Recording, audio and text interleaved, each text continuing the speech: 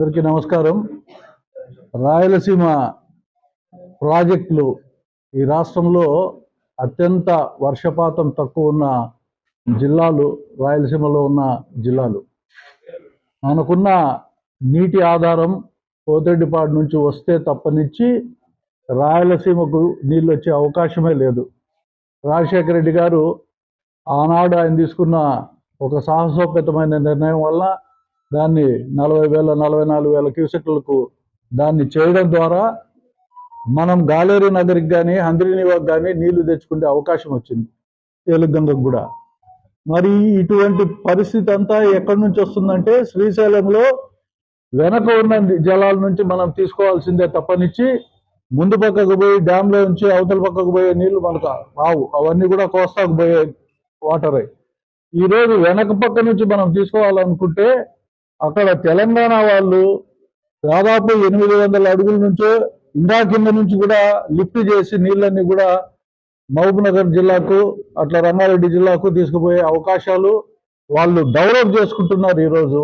అది స్పష్టంగా రేవంత్ రెడ్డి గారు కూడా చెప్పడం జరిగింది. అంటే రాయలసీమలో ఈ lift irrigation project Jaganmohan Reddy గారు రూపొందించిన ఈ లిఫ్ట్ ఇరిగేషన్ ప్రాజెక్టు వలన నీటిని ఏవైతే త్వరితగతిన మనకున్న సీజన్లోనే మనం ఆ నీటిని లిఫ్ట్ చేసుకోవాలి. కాబట్టి ఎందుకంటే ఆ నీరు అక్కడ ఆ సీజన్లో తప్పనిచ్చి మిగతా సీజన్లో మనం తీసుకునే అవకాశం కూడా లేదు అక్కడ. అందుకని సీజన్లోనే ఎప్పుడుంటే అప్పుడు ఎప్పుడైతే బాగా వరద టైంలోనే మనం వీలైనంత వరకు నీళ్లు తీసుకునే అవకాశం ఉంటుంది. కాబట్టి ఈ లిఫ్ట్ ఇరిగేషన్ ప్రాజెక్టును డిజైన్ చేయడం జరిగింది.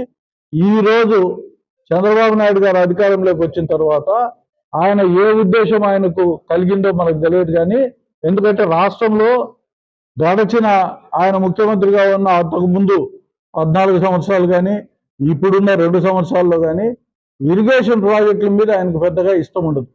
జనరల్గా ఆయనకి ఏముంటుందంటే పబ్లిసిటీ చేసుకోవడం, ఆ తర్వాత ఏమీ దాన్ని సఫలీకృతం చేయకుండా వదిలిపెట్టే కార్యక్రమం తప్పనిచ్చి చంద్రబాబు నాయుడు గారు ఏ రోజు ఇరిగేషన్ ప్రాజెక్టుల మీద శ్రద్ధ లేదు, సక్సెస్ కూడా చేయలేకపోయినాడు ఇంతవరకు. ఈ రోజు కూడా రాయలసీమ లిఫ్ట్ ఇరిగేషన్ లో నీటిని మనం తీసుకోవాల్సిన బాధ్యత. ఎందుకంటే కుప్పానికి నీళ్లు పోవాలన్నా కూడా హంద్రీనివా నుంచి పోవాల్సిందే, అక్కడికి నీళ్లు తీసుకుపోవాల్సిందే కూడా లిఫ్ట్ చేసుకోవాల్సిందే. ఇటువంటి కార్యక్రమాన్ని ఆయన ఈరోజు ఎందుకో భయపడి తెలంగాణ ప్రజల్లో తెలంగాణ ముఖ్యమంత్రి గారు చెప్పినట్లు ఆయనకున్న సన్నిహిత సంబంధాలు ఆ లావాదేవీలు మనకు తెలియదు. కానీ కాకపోతే ఆయన మాటని ఈయన విన్నాడు కాబట్టి ఈరోజు లిఫ్ట్ ఇరిగేషన్ ప్రాజెక్టును పక్కన పెట్టడం చాలా దారుణం. దీన్ని ఉద్యమించాల్సిన బాధ్యత ప్రతి ఒక్క పౌరుడు, రాయలసీమలో ఉన్న పౌరుడి పైన అందరి మీద ఉంది. ఖచ్చితంగా మనం ఉద్యమం చేపట్టాలా. మన నీటి వాటాను నికర జలాల రూపంలో తెచ్చుకునే దానికి మనం ప్రయత్నం చేయాల్సిన బాధ్యత మనకు ఉందని చెప్పి కూడా ఈ సందర్భంగా తెలియజేస్తాం.